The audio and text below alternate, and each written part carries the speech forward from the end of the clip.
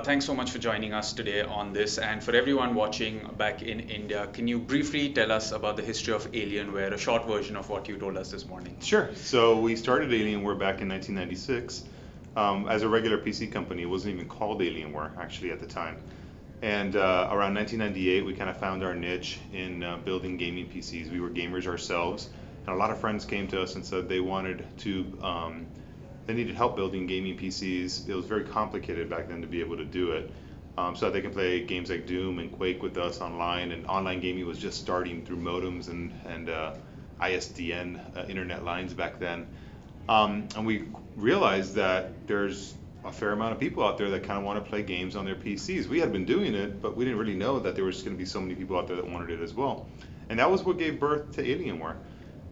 We started just assembling off-the-shelf components and backing it up with our service and our warranty and making it a turnkey solution for customers. And then over time, we started developing our own products from the ground up.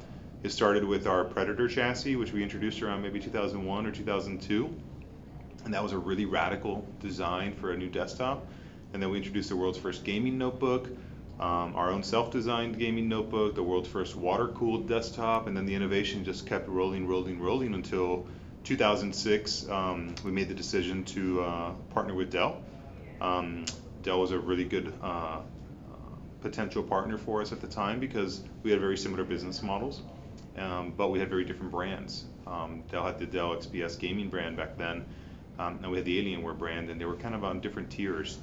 But Dell had the economies of scale, the global footprint, the engineering capabilities, the industrial design capabilities that far outweighed the talent that we had and the capabilities we had at Alienware. So they were really able to help back up the strength that we had in our brand with better products, better prices for customers, global distribution, better service and support. And I can very comfortably say today that it's been a very successful partnership for both companies. Our gaming business is bigger than it's ever been. The Alienware business has helped influence the entire gaming business at Dell, which today amounts to over $3 billion globally. Okay, so of course, speaking of the lineup for Dell's products, recently you announced the M15, which we have with us out here. So can you highlight a little bit about this product and why is it that there are two laptops kept on top of each other and you're telling me both are 15 inches? Yeah, it's pretty remarkable how drastically we were able to reduce the size going from the current Alienware 15, which is on the bottom, to the new Alienware M15, which we announced a few weeks ago and will go on sale in the upcoming weeks in different sites around the world. We did a couple different things. First and foremost, I also oversee our XPS product line, and if you've ever seen our XPS notebooks, they're some of the most beautiful, thin, lightweight, incredible notebooks that exist out there. One of the things we did is we helped kind of cross-pollinate the talent and the experience and the engineering capability that we had with XPS on these new Alienware thin and light notebooks. So we took some of the expertise around our thermal designs, our material designs, the placement of the different components, our motherboard design, and because we had been building such exceptional products with XPS with the focus of being thin and light, once we applied that focus onto Alienware, we were able to significantly reduce the form factor as you see here. And we did it without compromising performance, which is phenomenal. The Alienware 15 on the bottom goes up to a 1080 graphics card and an H CPU from Intel all the way up to the K processors, and the M15 right above it does the same. It goes up to a 1070. We will eventually offer higher GPUs, higher performing GPUs when they're introduced in the marketplace in the future, hopefully. But we can go up to an 80 class GPU, and then we have the H CPUs up to the K parts in there as well. So Dell, of course, has a portfolio of gaming machines. You have the G3 family, of the G family. You have Alienware. You have Inspiron Gaming as well. So what different kind of a market are you catering to with each iteration of these families of laptops? So initially it was just the Alienware business for Dell, or Alienware was Dell's gaming business for a long time. But we kept getting a lot of demand from customers that wanted to buy into a Dell product or an Alienware product, but they couldn't necessarily afford the expense of an Alienware system. See, Alienware doesn't really compromise when it comes to our products. We put the absolute best of everything that we can in there: materials, quality components, overclocking capability, the best displays, the best keyboard, the best battery capacity. Everything's the best, the best, the best. That ends up resulting in a fairly expensive product. You can still build a really good product that isn't the best of everything, but it's really good components. And there was demand for that. So the decision we faced was, hey, do we take Alienware and do we compromise its brand tenets from being the best of everything to go and cater to that market? Or are we better off building a new brand that stands for things that are new and different versus Alienware, and can help complement the Alienware portfolio by offering really good gaming systems but at lower price points? So while there is some crossover in the price points, probably the easiest designator to kind of think of like Alienware as about $1,000 and above, US dollars and above in terms of prices, and the G series products being like $1,000 and below. And there's a crossover in that $1,000 price band. Some Alienwares go lower than that, some G series products go higher than that, but it's kind of a good kind of guide for how to think of the products at different prices. So with the G series products, you don't get all the bells and whistles, all the expensive fancy features, all the exotic materials, but you get really, really good and high performing, reliable gaming notebooks, and they're doing very well for us. We actually sell a ton of them in India. Yeah, the G3 is, I think, one of the most Very popular, yeah. ones. And the G3 is very nice and thin form factor as well. I think it's about a 22 millimeter Z height form factor. It's been an extremely successful product for us this year. We took an interesting design approach with the G3 when we introduced it earlier this year. We went with a little bit more of a conservative design. A lot of gaming notebooks are very flashy. The M15 right here, as you see, right, the red colors and flashy lights, and a lot of customers were telling us, hey, I have a lot of options to go buy notebooks like that. I kind of want something that's just a little bit more subtle. So when I walk into a classroom or I walk into a boardroom or a meeting, I'm not like sticking out like a sore thumb. I have a good notebook that fits in with the rest of the notebooks, and when I go home or when in between breaks in class, I can play whatever games I want on it. So that's the design approach we took with the G3. We introduced a few new colors on it as well, and it's exceeded all of our expectations and success. Also, what would you have to say about, of course, all competing brands now have divided themselves into these business class notebooks that can do gaming, which are subtle in design, and then they have their outright gaming notebooks. We have things from Asus, Acer, Lenovo, all of them having these dual brand identities when it comes to gaming notebooks. And so do you think that the homogenization of hardware, be it like a 1050 Ti with an Intel Core i5 and 16 GB of RAM being kind of a staple for these machines, has kind of diluted the way PC gaming is looked at? I mean, don't manufacturers now need to do something extremely different to stand out? I think there's varying degrees of differences and opportunities out there for people to stand out. For example, at the price points that we sell G3s, G3 notebooks, there's not a lot that we can afford in terms of features and innovation to maintain the price points that we're trying to achieve and differentiate. So we have to take tactics like I shared earlier.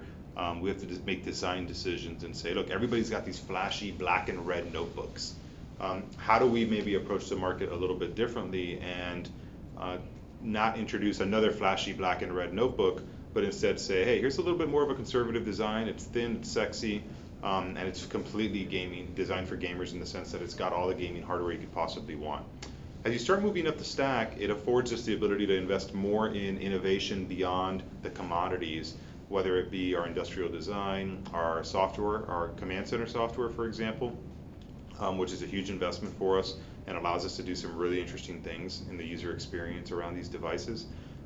That's where we're putting a lot of the investment dollars to build kind of a platform, if you will, that is smarter, more capable, and gives you more value than just what the commodities alone provide you. The absolute commoditization of hardware, if you will, of gaming hardware, has built a need for folks to invest in these non-commodity type of innovations, whether it be in form factor or performance innovation or usability innovation or materials innovation. to remain relevant. And I think the brands that aren't doing that are only going to be left with competing in price, and that's going to be a very challenging strategy for them to succeed moving forward. So if you don't have a head start on innovating in this category, it's going to be very hard to catch up to where some of the endemic brands like us are at already, because we have 22 years of head start over some of these folks. So I think what we're going to start seeing is we went from very few people building gaming products to a mass surplus of companies building gaming products, and I think that's going to start diminishing now, and there's going to be some consolidation as a result. Okay. Now, speaking of gaming as a hobby, I mean, there was once upon a time where if you wanted to play games like Doom, Max Payne, Quake, PC was the only platform. But today, if you see exclusives, the consoles are budding with them. I mean, apart from all the games that are on all platforms, you don't see those exclusives pop up on the PC. So, how would you define the shift in gaming? Are consoles now a pretty dominant thing for the household experience, where you're going to have these fantastic exclusives, whereas PC is going to be for the online multiplayer esports market? What is your take on the whole console PC war? Well, I don't know that there's that much of a war going on anymore. When you look at the numbers, PC has won. It's the largest market. It's got the most software revenues. It's got the largest install base that's out there. It's where the majority of the innovation is taking place. And it's where esports is really thriving, is on PC. But console has its inherent advantages. From our perspective, it's less about the device and it's more about the content. People don't play devices, they play games. And if the games they want to play are available on the PC, then they're going to buy a PC or use their PC to play them. And if they're available on console, they're going to do that. Today, there are some great games available on each of those different platforms. And we find that the majority of our customers actually own multiple platforms. They own at least one console to get the console exclusives that they prefer, whether it be in the Sony ecosystem or the Microsoft ecosystem. And then they all have a PC, because you need a PC for other purposes. You need a PC for homework, for schoolwork, for being on the internet, for paying your bills, for shopping online. So if you're going to buy a PC no matter what, the cost actually of buying a gaming PC is not that big of a burden. Let's say you're going to buy a $500 PC just to do your regular general purpose computing. You spend $200 more on that, and now you have a gaming PC. That's actually cheaper than a console, right? So even in that regard, we're winning in terms of value proposition. But I think what you'll find is that people follow the games. You made a statement that I disagree with, which is that all the exclusives are on console. Many exclusives are on console, but many exclusives are on PC as well. And not just exclusives, but also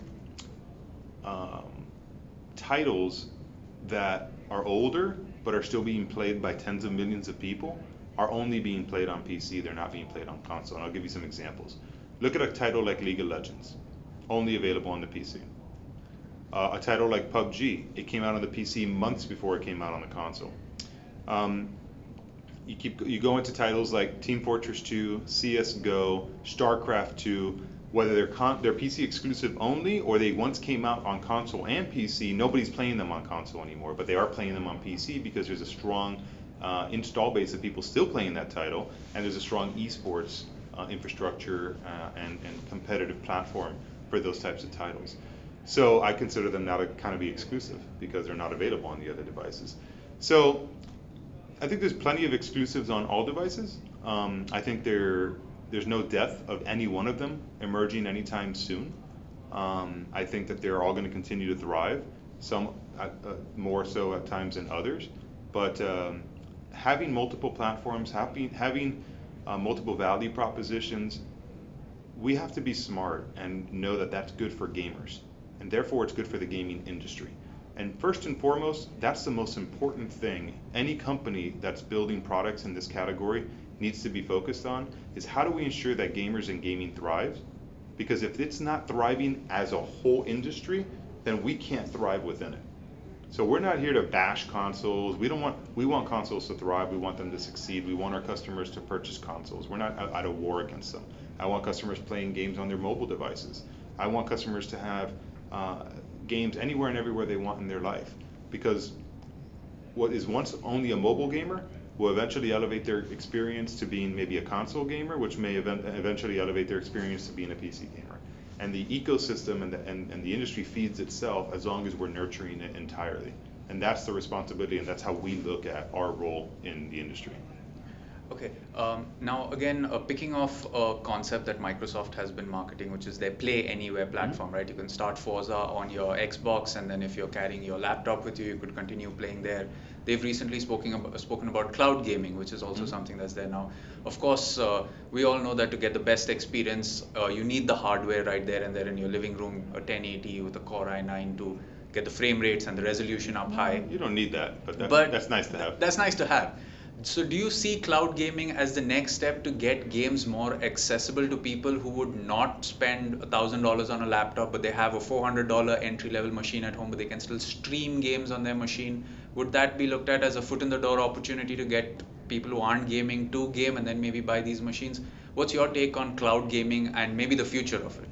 I think cloud gaming absolutely has a place in the overall industry. I don't think it's going to replace consoles. I don't think it's going to replace PCs by any means.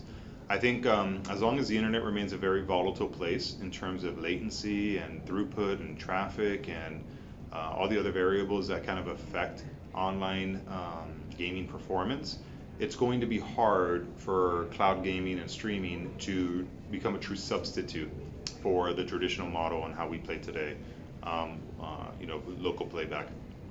However, there are games that aren't so latency dependent, and those games can maybe be played on in a streaming type model, at least until the gamer gets very serious about the game, at which point they are probably going to make the investment in playing the game locally back on their PC if and where possible. But if you do any type of streaming experience over the internet, you know that at some times of the day and some days of the week and some weeks of the month, the experience is good and seamless, and others it's not good and it's pretty miserable sometimes. And with gaming, it's the most taxing of those streaming capabilities of any other use case I think that's out there. So, and as a gamer, latency, you're most sensitive to it. So when you consider all of those different factors, it's pretty optimistic to think that streaming is going to be a replacement in the near future for local playback. But I do think it's a way for people to try games before they buy them. I think it's a way for folks to get into a game and see if they are enjoying it and they want to actually begin getting competitive on the game. Once you want to get competitive, it's going to be a stretch for you to be able to do that on a streaming-based platform. You're going to have to play it back locally for the foreseeable future. So I look at cloud just like I look at mobile, like I look at tablet gaming, like I look at even console gaming. It's just another platform that offers us an opportunity to feed into the ultimate gaming platform, which is PC gaming. All right. Okay. What do you see as the next big innovation when it comes to gaming? Right now, we're undergoing a miniaturization of gaming PCs, especially notebooks. Traditionally, gaming notebooks started kind of medium in size, and then as we put more and more performance into them, they started growing and growing and growing. And there hasn't been a key focus on miniaturizing the gaming notebooks so that they can be practical all-day notebooks that have good size and weight and great battery life, but also have the gaming capability for you whenever you want it. As we're showing with the Alienware M15, the market's moving in that direction, and we're catering to it with the best thin and light 15-inch gaming notebook that we've ever built, and we think that the industry's ever seen. So that's going to be a recurring theme now for the next few years. Another big emerging trend that we're seeing is materials. So oftentimes notebooks are kind of built primarily out of plastic. We've been experimenting with carbon fiber infused plastic in the past. All of our new notebooks are based out of magnesium alloy and aluminum. And the investment in materials is driving prices up, but at the benefit of lower weight and more exotic kind of look and feel. And I think we're going to start seeing even more exotic materials emerge in the marketplace. We might start seeing carbon fiber emerge potentially, like we've seen on XPS in gaming notebooks as well. A lot of displays innovation. I remember just 3 years ago, a gaming notebook just had to take whatever displays were available out there in the marketplace. And since then, we've seen 120 hertz G-Sync displays emerge, 144 hertz displays emerge.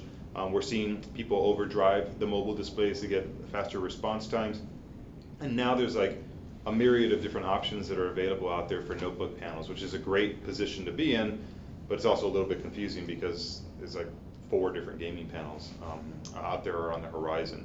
But that's also, I think, a pretty cool advantage because we've had that on the desktop side for a while, but we haven't had it on the mobile side, and that's really shifted over on now, and we have a decent selection on the mobile side as well.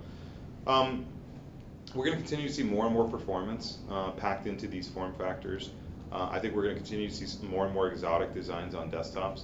The interesting thing is that desktops as an entire category for the industry, not gaming, but the entire category is shrinking, but for gaming it's growing. So I think we're going to eventually see gaming desktop demand eclipse non-gaming desktop demand. And we're starting to see those trends in our business, at least on the consumer side of things. So there may be a day where all desktops are gaming desktops, for example. It's a little bit of a stretch. I don't know about all, but I think the majority are going to be there in the near future. And then we're seeing a lot of software innovation. We're doing it. We have some really exciting software announcements coming at CES. And all of our customers that have our current Alienware Command Center platform will get those software features where possible. And we're seeing other companies make investments in software as well. And I think that's really awesome because for the most part up to now, many companies have just kind of taken hardware components and settled them together, put a nice idea around the notebooks, and it's been a very hardware-centric kind of product. And that's changing now. And from our perspective, our strategy is to deliver an entire platform, which is a combination of the software environment and the software experience and ecosystem combined with the hardware platform itself, and then all the peripheral items that we sell, like keyboards, mice, monitors, displays, headsets, all that stuff. And we're looking at how does that entire platform enrich your gaming experience in ways that have never been done before up to now, and we'll make some of those announcements at CES. So those are kind of the main categories of innovation that I'm seeing here in the near future. All right. One personal memory that you'd like to share which has stayed with you about gaming, maybe from your childhood or something you did at work, one key memory. The first video game I ever played on a computer was at a Radio Shack store. It was a Tandy PC, and the game was Prince of Persia. I don't know exactly how old I was, maybe 7 or 8 years old. I don't think I've ever told anybody that, but I think that was the first experience, and then I kind of got hooked. I went to my brother-in-law. He's the only person I knew that had a computer back then, a personal computer. And I wanted to play games on this personal computer like I did in Radio Shack, but he didn't have Prince of Persia, and the only game he had was a chess game. And I didn't even know how to play chess, so I would just sit there and press tip, tip, tip, send me a tip the whole time, and I'd just do whatever the computer told me were the tips. Those were the first 2 games I ever played, and then the first game I ever played on my own computer was a game called Lynx 386. It was a very graphically intense game, which if you saw it today and you did like a Google image search for it, you'd be like, this guy's crazy, that's not a graphically intense game. But for back then it was, and it was a golf game, and I didn't even know how to play golf. So to me it was like, I didn't even know what the hell I was doing. I just wanted to look at the graphics, and I was just amazed at how these pictures were on this monitor. So yeah, those are 3 kind of really early relevant memories for me in PC gaming. Yeah. Looking back, graphics have changed a lot from Jordan Oh, Beckner's Prince of Persia to what Ubisoft has done with it. Oh yeah, absolutely. But what's interesting is that the gameplay in a lot of ways is similar. Yeah. Even though the graphics have changed a lot. Obviously the puzzles and the storylines are more intense, but it's pretty cool that game genres that are 30 years old or 40 years old, even in some cases, are still relevant today. I mean, we have a classic arcade machine at home, and I have 2 boys, and they'll fire up the machine and play Asteroids or Pac-Man and sit there for hours enjoying these games, when they can go off and play an incredibly graphically intense game, as graphically intense as like a PUBG, or a little bit scaled down from that, an Overwatch, or even scaled down from that, a Fortnite, but leaps and bounds more graphically intense than Pac-Man or Asteroids. But the enjoyment is still there for even those older games, and I think that's just really fascinating that you can build something that stands the test of time for so long and appeals to multiple generations down the road.